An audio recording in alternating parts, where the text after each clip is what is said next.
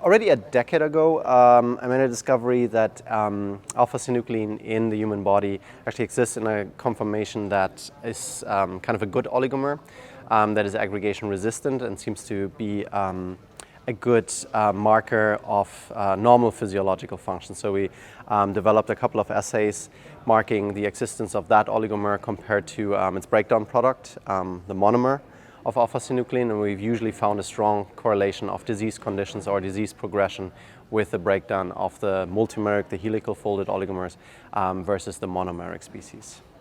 We think that is because so two things the monomer does. It binds to membranes, which is important for its physiological function, but as I just said, also can backfire if it's too much.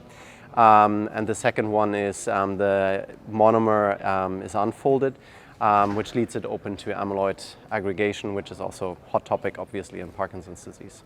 Postdoc in my lab had the idea to just look if there's a systemic effect in sporadic PD patients. So we had a couple of work, like making actually model mutants for tetramer breakdown, elucidating the effects. The Celco lab actually also made a very nice mouse model based on that.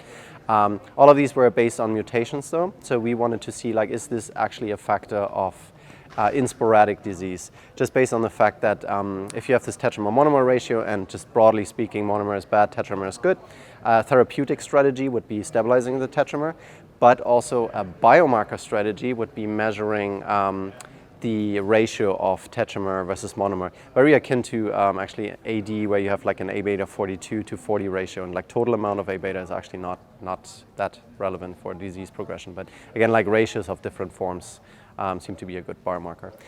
The postdoc tried it out in actually 3 small cohorts in different blood banks.